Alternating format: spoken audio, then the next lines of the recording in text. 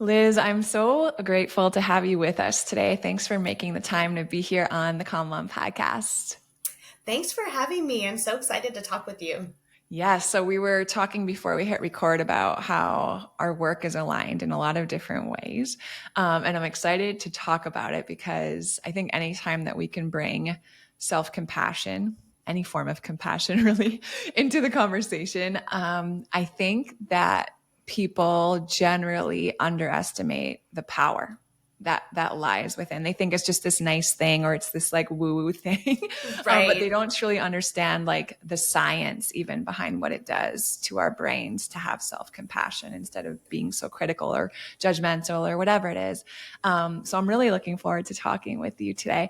Before we do, would you just let everyone know a little bit about who you are? I know we're like walking such similar life paths. Liz also has a 6 and 7 year old girls, but let everyone know about you. Yeah, absolutely. So I am a therapist in the Washington, D.C. area. I'm a clinical social worker and I'm also an author. I recently published a book called This Book is Cheaper Than Therapy. So it's my version of Mental Health 101 for people who would like to be in therapy, but maybe they can't afford it, or they're in Yeah. therapy already, but they want to deepen the experience and have some tools that they can use. So I recently wrote that book. And then, of course, like you mentioned, I'm a mom. So I'm wrangling my tiny humans when I'm not at work. So, yeah, and I live outside of Washington, D.C. in Northern Virginia. Beautiful, man. What good work that you're doing. And for you guys listening, we'll link Liz's book in the show notes. So it'll be easy for you guys to grab. Okay. So I do want to start with self compassion because, especially I think for women listening, the women who, like us, in a lot of ways are doing all the things and raising small humans and, in committed relationships and taking care of the home and all the different things that we hold. I think for a lot of us, and this might not even be within our conscious awareness. Um, there's a part of us that thinks that like the wheels stay on the cart because of how hard we are on ourselves or how critical we can be of ourselves, and that's Yeah. what kind of keeps us motivated and going. Can you just speak to that a little bit, and then maybe an offering of like why an invitation to self compassion, or even just how we grow our awareness of like, oh wow, that actually wasn't that compassionate towards myself. How can I start to catch that and kind of turn the narrative? Yeah. So I have so many thoughts about this. My first thought is that we all have this inner critic, and some of us, especially if we are Yeah. maybe have a tendency towards perfectionism or we're really high performers, we think that we need this inner critic. We need this person beating us up on the inside. Otherwise, we're just Yeah. going to slack off, or we're going to be lazy, or we're going to be unmotivated. But in Yeah. reality, I believe the opposite is true. Because if you think about, if you're working for a company and you have a boss that doesn't ever let you take breaks and is really hard on you and gives you no positive feedback and no vacation, chances are you're going to burn out, you're going to get resentful, you're going to get frustrated. But if you Yeah. have a boss or if you have a supervisor who is offering you positive feedback, wants to help you when you make mistakes, wants to help you learn, wants to help you grow, wants to let you rest, chances are you're going to make so much more progress in an environment like that. And so I think about that when it comes to our inner critics. We have to kind of put our inner critics in our place and be like, hey, inner critical voice, I am doing the best I can. So in my Yeah. book, I actually give my inner critic a name. So I call my inner critic Nelson. So I'm like, hey, Nelson, I'm doing the best I can. I got the kids off to school, I'm doing it. So that's Yeah. sort of my way of putting a little distance between myself and that inner voice that can be Yeah. so harsh sometimes. Uh, Yeah. yeah, and the way that I think about self compassion is that it's very different from self esteem. I mean, so many of us grew up thinking that we really need to do whatever we can to bolster our self esteem. But the Yeah. problem with that is that it's related to external events. Dr. Kristen Neff, she does a lot of research on this, Hmm. and she talks about that self-esteem is so much about, getting that job or getting the raise or, having your family look perfect in their photos or Mm. whatever it is, where self-compassion is about treating yourself like a friend. And what I love about self-compassion is that it's there for you when things are going really great, but it's also there for you when you're struggling and when you're having a harder time. Yeah, yeah, I love that. I kind of want to talk about the inner critic a little bit and then talk about how we can, because I think that pattern, if we've been running it and that inner critic is really loud, um, it can be hard to make that shift. So I want to talk about that. But first, with the inner critic, I think it can originate in a lot of different ways. Can you speak to that a little bit? Like that can start pretty early on, I think, without us even being aware of it. Sometimes if we pay attention, it's a really distinct voice of like, oh, that's definitely, my mom that I'm hearing in the back of my head, or my dad, or whomever it was. But can you speak to a little bit about the origin of the inner critic?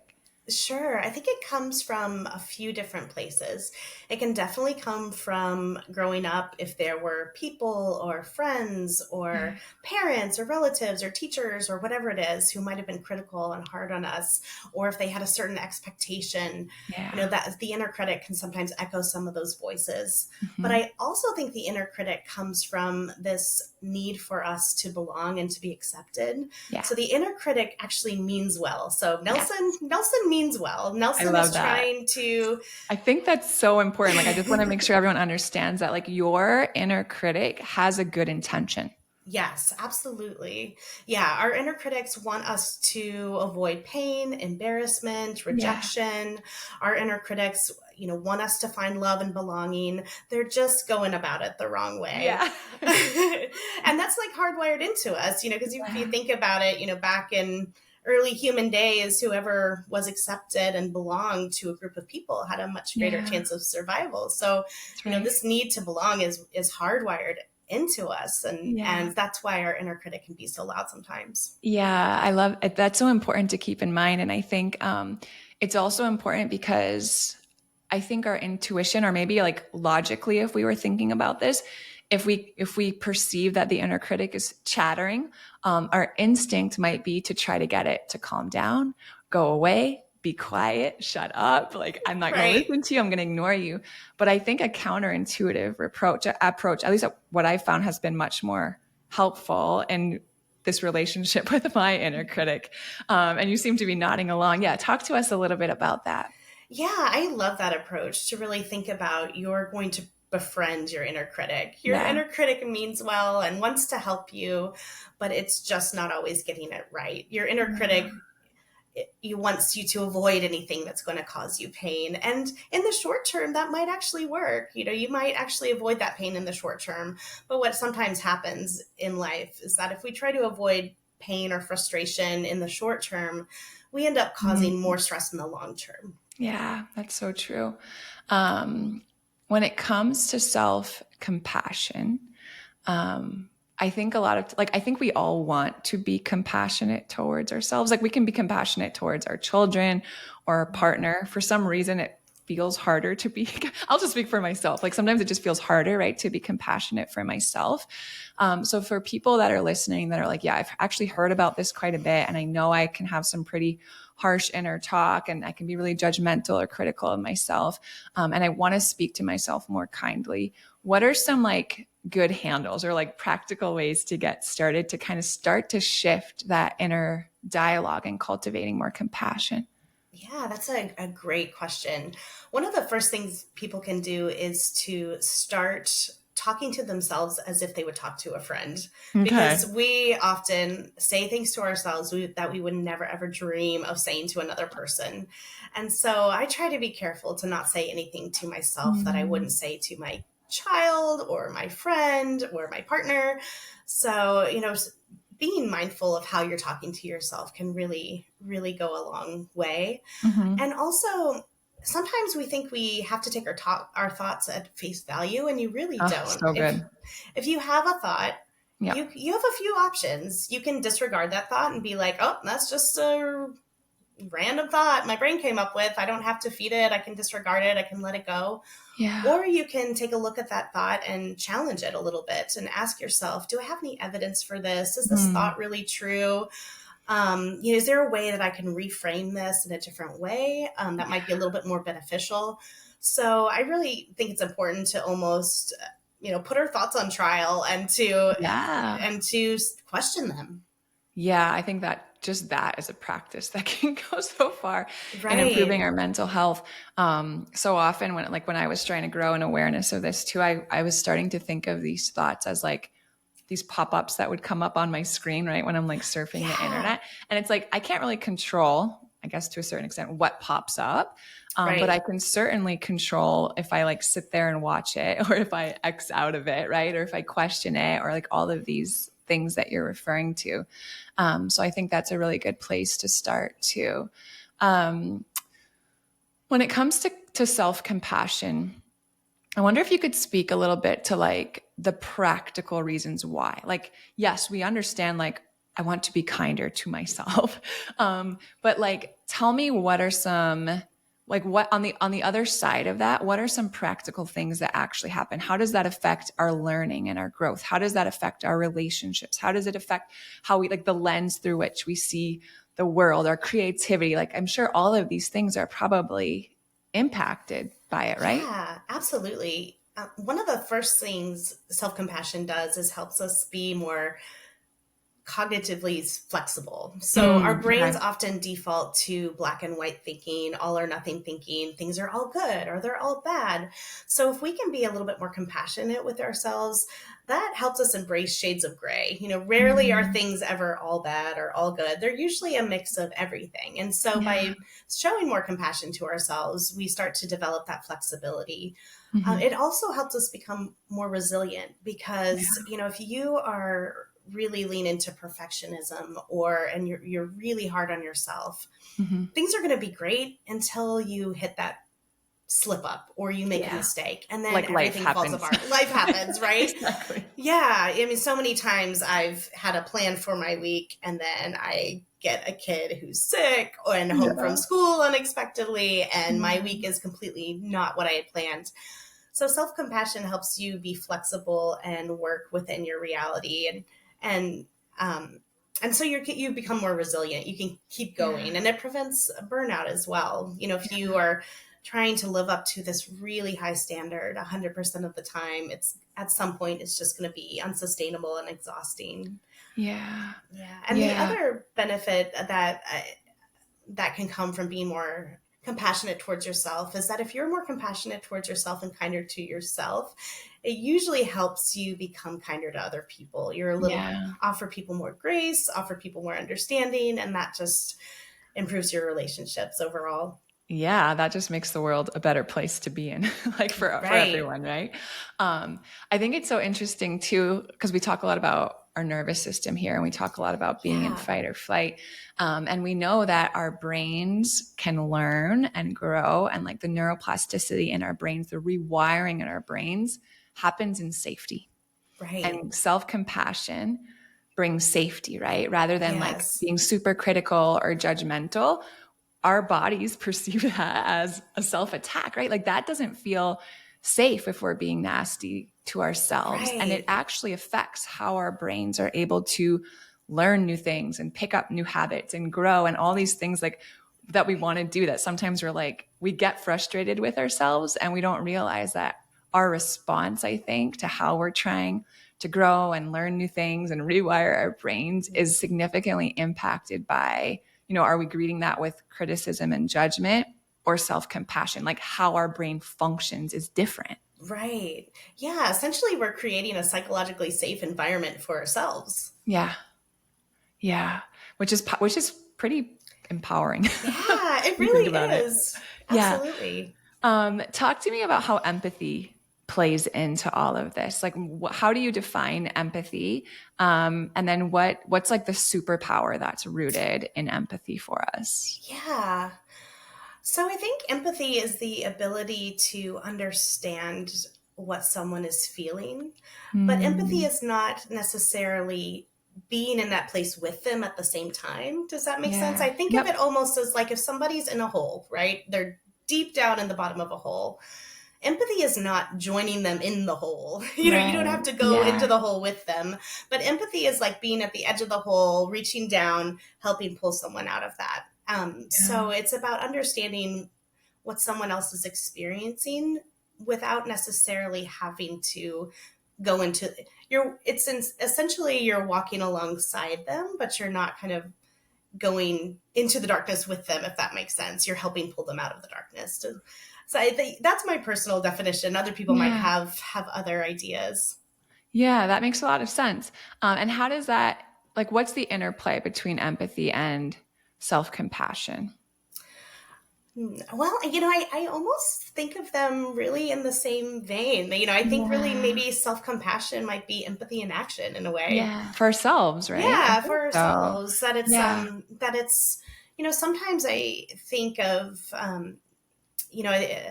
think of ourselves in parts, right? And so you might have that part that might be really scared or might be Mhm. really frightened or anxious, and Yeah. it's almost being able to talk to yourself and coach yourself through Yes. and saying like, hey, Yes. it's okay that you feel that way and I'm here for you. Yeah. And that part might be that scared 10-year-old, and but Hmm. I'm going to take care of you now, and Hmm. have the talents and the skills and the ability to help you, and I'm going to protect you now.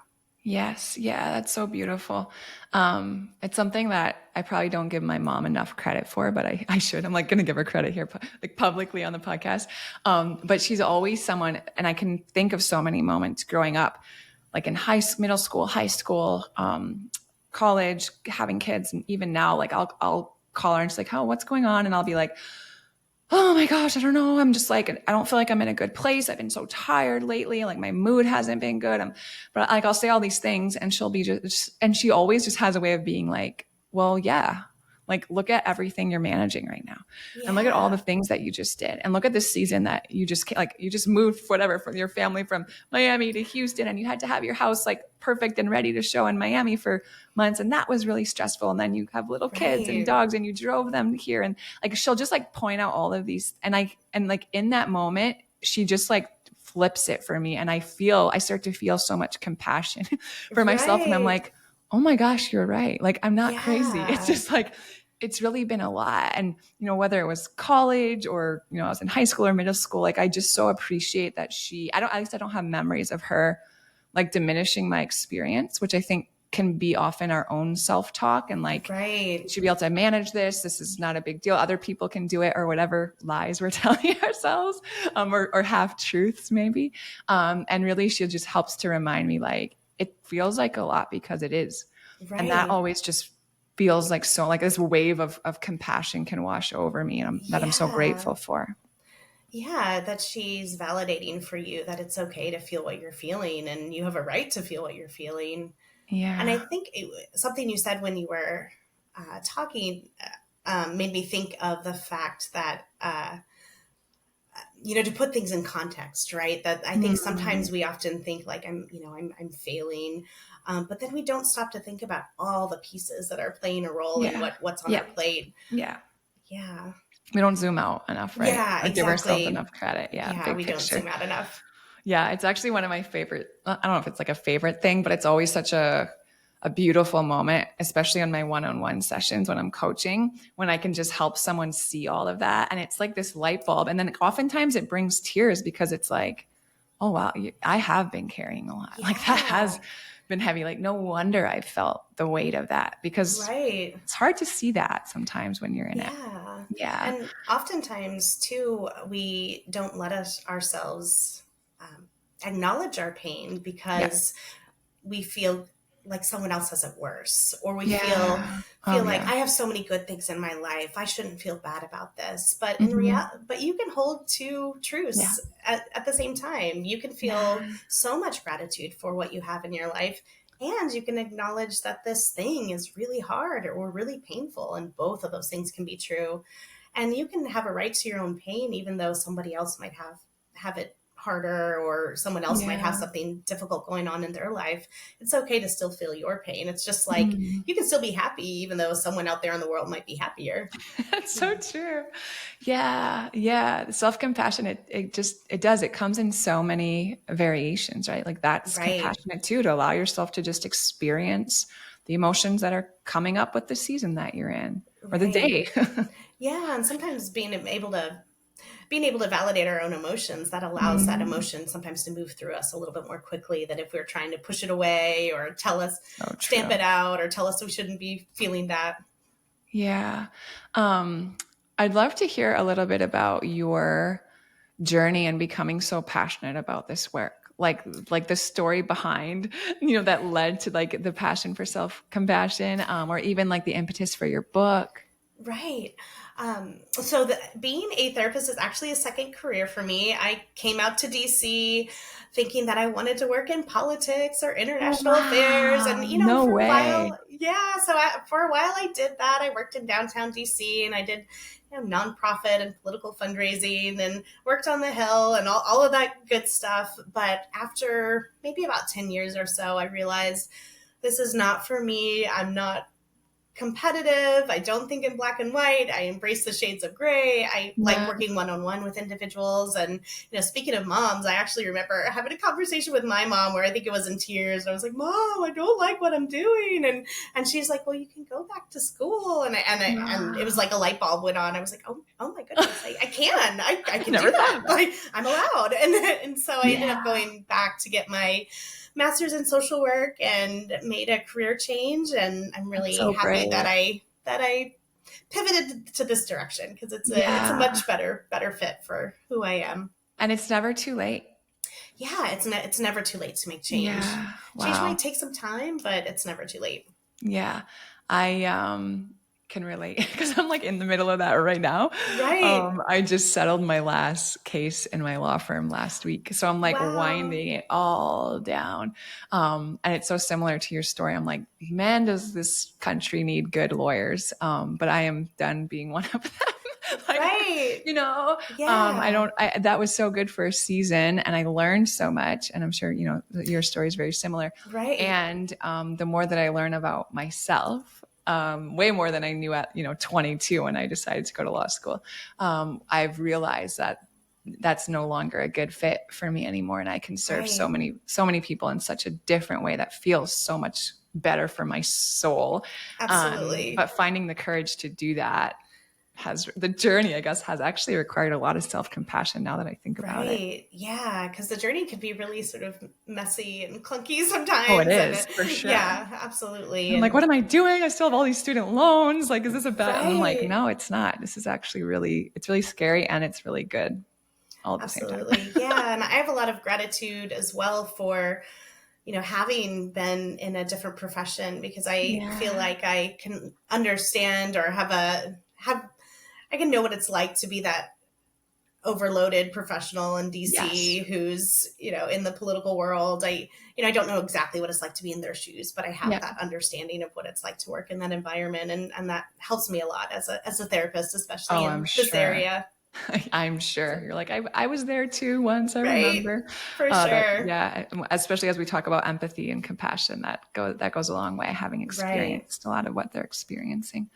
Um, I want to hear a little bit about your book. So can you tell us a little bit about it? What will we Yeah. learn if we pick it up? Absolutely. So when I was writing this book, the idea came to me during the COVID-19 pandemic, and so many people were talking about mental health and wanting to access mental health services. And Yeah. I knew that I wanted to write a book my whole adult life. I was like, I want to write a book someday, but I just didn't know what I wanted to write about. And Wow. then during the pandemic, I was like, wait a second, people want to be in therapy, but Yeah. they can't always access therapy because of there may not be practitioners in their area. They may not Yes. have insurance coverage or the Yeah. resources, financial resources, or they might just be on the fence. They're not sure if they really want to go. It feels a little Yeah. vulnerable. Yes. So that was the motivation to write the book. And I started to think about, okay, when I'm working with clients, what do I want them to take away? What do I want them to learn in our work together? And it really came down to, talking about what real self-care is and isn't. I talk Yeah. a lot Oh, about nervous system regulation in the book. I talk a lot about emotional regulation, talk about relationships and healthy boundaries. I Yeah. talk about loss because so many of us are dealing with loss in a lot of different ways. It might be the death of a Yeah. person, but it could be a breakup. It could be moving to another city. I mean, loss looks like so many different things. It's true. And then I also talk about, how to find mental health resources. What do you look for in a therapist? How do you know if you have the right fit? What are some options if you're low on funds for accessing mental health resources? And I also talk a lot about how to create more meaning in your life, how to identify your values so that, once you've maybe reduced your stress or managed your anxiety, how can you then take that space that you've created to add more meaning into your life? Oh, that's so good. Pick it up, you guys. I'm like, as you're like going through all of this stuff, I'm like, check, check, check. All of our listeners, these are things that we just talk about a lot because they're the things that are impacting people, I think, especially women raising kids today. Right. So I'm so grateful that you're making it accessible for people. Thank you. Before you go, I want to pick your brain a little bit about, I mean, I think as a society, but even more so as moms today, working moms, I think especially, we're just inundated with like everything, right? We're overstimulated, we're overworked, we're like everyone needs a snack all the time. And it's like all the things. And we're under resourced. And I think you mentioned self-care. And I want to talk about it a little bit because I think sometimes we just get to the end of the day and there's just nothing left. And the habit is to just like pick up our phone and scroll or binge Netflix or, a lot of these things that are more numbing than actually restful. And I would love to just, pick your brain on the whole thing. Like maybe teach us a little bit and then maybe share some ways that you find rest and care for yourself that are actually like recharging and not just spacing out. Right. Yeah, absolutely. And I first want to say that this is something that I am personally, I'm working on as well, because I get to the end of the day and I want to scroll. And I get to like 4 p.m. and I'm done. And I My brain want to is numb done. out and just, binge watch Netflix. And I think there can be some room, for that. But self-care, I define self-care as something that's going to reduce your stress in the long term. So if you're doing something that just kind of feels good in the moment, like, a glass of wine or binging Netflix or scrolling or online shopping, not that there's not room in life for treats and for, enjoyment and pleasure. There is room for that. But if you're doing it more just to numb out, those things aren't really going to ease your stress in the long run. And so when it comes to self-care, I think about the things that are going to make my life better tomorrow. What's going to make myself proud tomorrow? And that might be like, I'm going to go to bed early. Or I remember when my kids were little and I was like hanging by a thread. The thing that got me through is that I would do this 20-minute, it's called iRest. It's a guided yoga nidra meditation. And that was the thing that like pushed the reset button for me so that I could go on for the rest of the day. And that, it's different for everyone, but for me, when I had really little kids, that was like the thing that helped me push the reset button and keep on going when I was exhausted. So it can look different for everyone. I was joking with a therapist friend of mine named Susan and how we sometimes hate the word self-care because it's been co-opted by capitalism to sell us, fancy face masks and really expensive lotion. And add more stuff to our already full to-do list. It's exactly. like go for a pedicure. And don't get me wrong, I love a good pedicure, but a lot of these things aren't really self-care. And what she does is she often asks her clients, what does your soul need? What does your soul need right now? And sometimes that can be something really big, like I need to change my line of work, or I need to get out of this relationship. And sometimes your soul needs something small, like I need to lie down for 10 minutes, or I need a drink of water, or I need to schedule that doctor's appointment. So, sometimes just, asking yourself, what does my soul need? I know it sounds so big, but it doesn't have to be, right? Yeah, it definitely doesn't have to question. be. Right. Yeah. Exactly. I was actually working with someone yesterday. It's funny you say that. And that very similar thing came up. She was like feeling a lot of anxious energy in her stomach. we were kind of just like tapping into it, and she was trying to figure out what was going on there. And she's like, I just feel like it's like I have some things that I need that I'm not doing. And I'm like, okay, like, yes, this sounds right. Like, what do you think those might be? And she's like, the only thing that's just dropping in for me is quiet, quiet, quiet. And I'm like, yeah, like probably yes. And like for Yeah. every other woman on the face of the planet Yeah. raising kids, like these are little things. I love even your like meditation as such a strong reset for you. It doesn't have to be fancy. It doesn't have to cost a dime. It's like sometimes I just need to go to the bathroom and lock the door and sit there by myself for 10 Right. minutes without my phone. Exactly. And like, oh, that's self-care for me for the day, for the Yeah, moment. definitely. Beautiful. For the people, actually, I want to ask you one thing before I let you go. I just feel like your work is so in tune with the women who listen to this show. And we've talked about self-compassion and empathy and self-care and our inner critic. But I would love to leave you an opportunity to kind of share something that you feel like they need to know that maybe we haven't touched on yet, or something that you love to share with your clients that kind of has a good reframe for them, or something they could put into practice that you think would pay off well for them, leave them with a little nugget of wisdom. Yeah.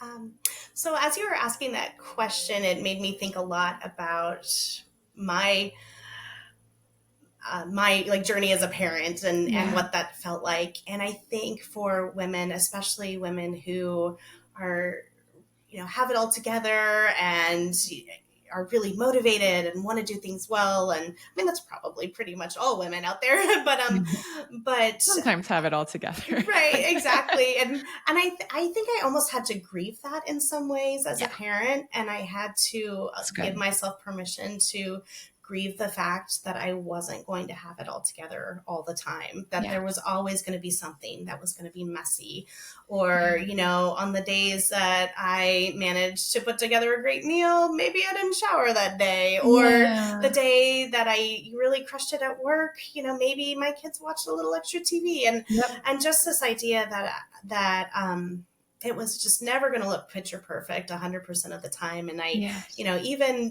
my house, like, Oh it just yeah. had almost had to kind of grieve the fact that like, nope, it's not going to look like HGTV, and that's Yeah. okay. And so again, it kind of comes, I guess, comes back to that self-compassion, but even allowing yourself permission to, grieve maybe former versions of yourself, Mm. or Yep. to, when you become a parent, of course you have all these, love for these tiny humans, and there's a lot of joy, but there's also grieving some freedom, and there's Oh, for grieving sure. the sense of control that you had before that you don't have Yeah. now. And I think giving ourselves permission to grieve those things can be really powerful. Wow, that is so good.